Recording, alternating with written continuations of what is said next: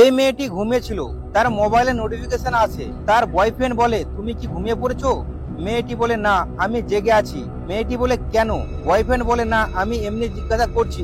Boyfriend মেয়েটিকে একটি ছবি সেন্ড করতে বলে, যেটি রোড রিপের ছিল। মেয়েটি গ্যালারি চেক করে দেখে তার ঘুমানোর ছবি। মেয়েটি ঘাবড়ে যায় আর বুঝতে পারে বাড়ির মধ্যে অন্য কেউ আছে। মেয়েটি এদিক ওদিক দেখতে থাকে আর বয়ফ্রেন্ডকে মেসেজ করে। তারপর মেয়েটি রুমের বাইরে আসে, বয়ফ্রেন্ড আবার মেসেজ করে, বলে সত্যি বলছো তুমি? মেয়েটি মেসেজের ইগনোর করে। মেয়েটি ধীরে ধীরে অন্য রুমের দিকে এগোতে থাকে, দেখে কেউ নাই। মেয়েটি হাসি মুখে বয়ফ্রেন্ডকে মেসেজ করে। মেয়েটি দেখে তার পাশ দিয়ে এক অদ্ভুত মানুষ চলে যাচ্ছে। মেয়েটি তৎক্ষণাৎ ছুটে চলে আসে, একটি দেওয়ালে লুকিয়ে পড়ে। তখনই খুনির হাতে লম্বা ছুরি দেখতে পাই।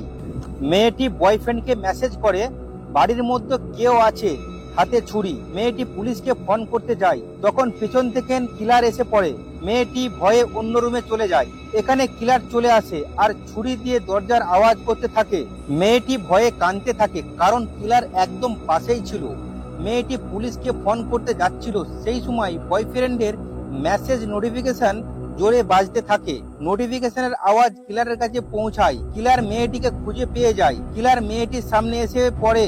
ভয়ে মেয়েটি চোখ বন্ধ করে নেয়। মেয়েটি যখন চোখ খুলে তখন কেউ ছিল না। মেয়েটির ফোনে একটি মেসেজ আসে আর সে দেখতে পায় যে তার বয়ফ্রেন্ড খুন হয়ে গেছে। এটা দেখার পর মেয়েটি আর বয়ফ্রেন্ডকে ফোন লাগায়, আর ফোনটি তার রুমের মধ্যেই বাজছিল।